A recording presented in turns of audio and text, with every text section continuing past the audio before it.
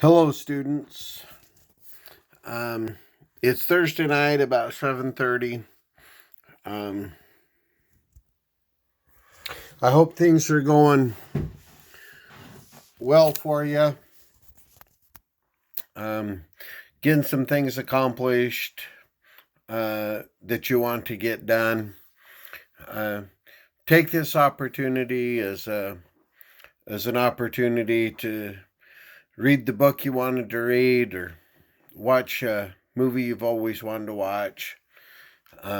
Since you're kind of homebound.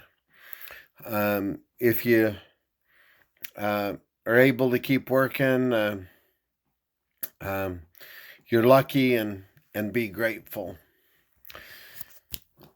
All right, let's look at case 5. Case 5 is the Cedar Rapids YMCA bought a large number of cases of candy from Seaway Candy under an agreement in which any unused portion would be returned. So this makes this a sale or return, which is on page 497.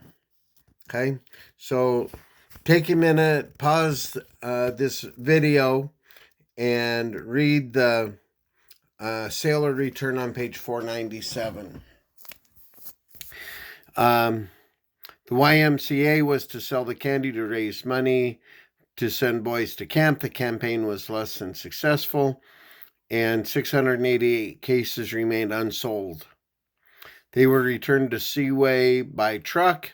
When delivered to the common carrier, the candy was in good condition.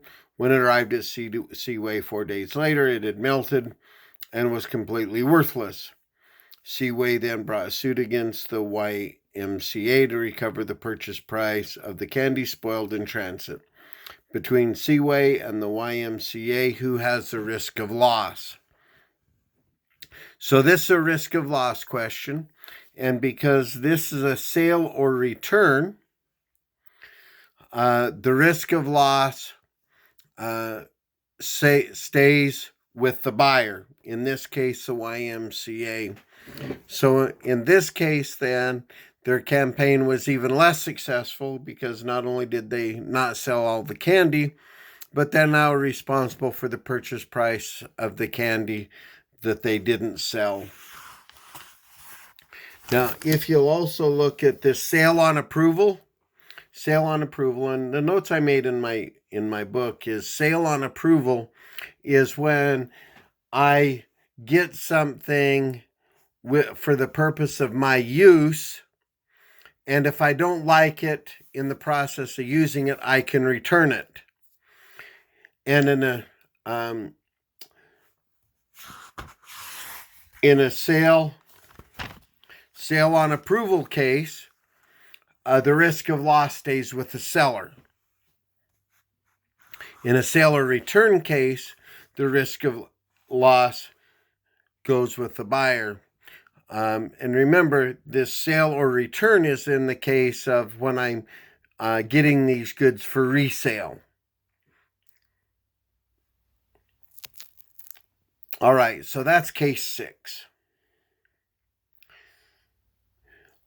Case 7, June Ramos entered into a contract to buy a motorcycle from Big Wheel Sports, paid the purchase price, and the long and short of it is he gets all the stuff, but leaves the motorcycle there at the motorcycle shop. The electricity goes out, the motorcycle shop's broken into, his motorcycle disappears. So in this case, who has the risk of loss? Well, if you recall from the last video, I talked about a suit. We also talked about it in terms of case 2, if you'll go back and check your notes on case 2. In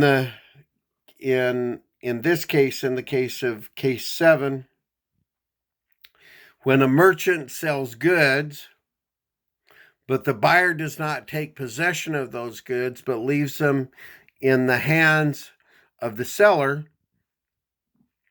the risk of loss remains with the seller until the buyer actually comes in possession of those goods. And so that's what happens here. The risk of loss now is on the seller because the buyer never took possession of them. Okay. Now remember, the distinction is when it's a non-merchant that's a seller, then the risk of loss transfers to our buyer on tender of delivery. That is, the goods are made available for the buyer to pick up, whether they've actually picked them up or not. Okay, case 8. In case 8, I'm just going to summarize case 8 here for just a second here. In case 8, what we have here is we have a buyer that purchased a tractor. And after the tractor was delivered to his house, he found out that there were numerous things wrong with the tractor that made it so that it was in an unusable condition. And so this tractor then was what we would call a non-conforming goods. That is, non-conforming goods are goods that do not meet the contractual requirements of the contract. And so these were non-conforming goods. To say it differently, our seller was in breach of the contract with this tractor that they delivered. Well, what happens then is he leaves the tractor then parked next to the road for the seller to come and pick up, because he's going to return these goods because they're non-conforming goods. The seller then dilly-dallied around, never came and picked it up, and at some point then the tractor was stolen. And the seller now wants our buyer now to pay the contract price of the tractor. And if you recall in our discussion that we had on the last video, when there's a breach of contract and non-conforming goods are delivered, the seller maintains the risk of loss until the goods are accepted by the buyer. Now here in this case, the buyer never accepted the goods, so the risk of loss at all times remained with our seller. And so our seller now is going to have to bear the burden of the loss, because the risk of loss stayed with them. Okay, let's start with, let's now look at case 9. All right, case 9. First thing I want you to do is I want you to pause the video and look on page 498 of your textbook and look at this consignment rule. And then after you get through reading the consignment rule on page 498, then turn the video back on and we'll talk about case 9. All right, what we have here is we have a person that went to a grocery and Final Chapter Firearms and delivered to them some goods, some firearms,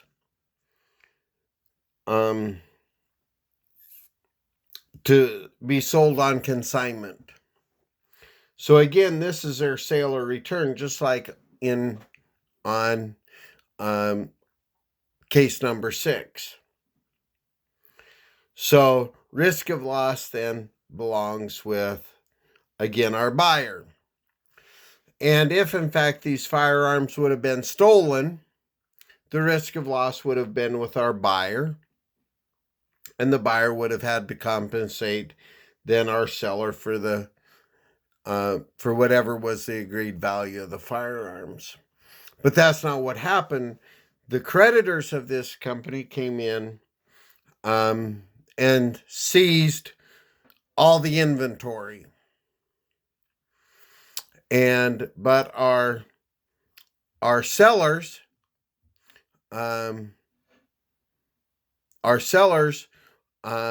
now want to get those goods back from the bankruptcy trustee. In order for them to get them back from the bankruptcy trustee, again, we're going to look on page 498. In order for these goods not to be subject to the claims of the merchant's creditors, I'm about 7 or 8 lines down, the consignor must, one, make sure that a sign indicating the consignor's interest is predominantly placed in the place of business, or make sure that the merchant's creditors know that he is generally in the business of selling goods owned by others, or comply with the filing requirements of Article 9 of the UCC. And because in the case of case 9, none of those 3 things were done. Remember, all they had to do was do one of them, but they didn't do any of those 3 things. And because they didn't do any of those 3 things, the creditors of this store are going to be able to retain those firearms. So the long and short of it is if you're a merchant and give somebody else goods to consign, then what you need to do is you need to do one of those 3 things in order to protect yourself, or the claims of creditors may come in and take your inventory. All right.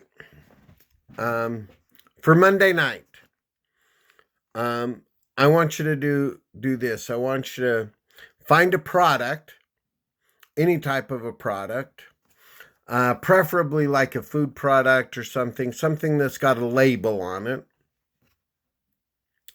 And I want you then to list all the warranties that accompanies that product. Okay? And then do the first cases 1, 2, and 3.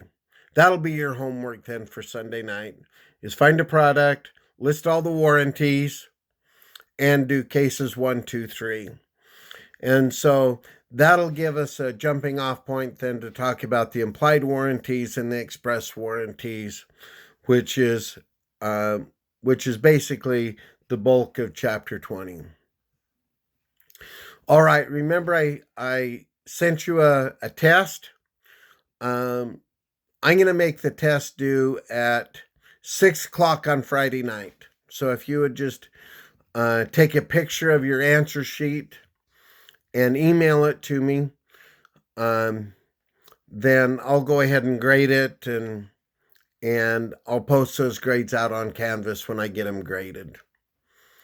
All right, if you have any questions, please email me, but email the whole class so that they get the benefit then of the discussion that we have. All right, have a great weekend. I hope you're doing some things to enjoy the change in your schedule. I know in some ways it's kind of a pain how we're doing class, but do something to make good use of this different type of time you have. All right, good night, and I'll talk to you on Sunday night. Bye.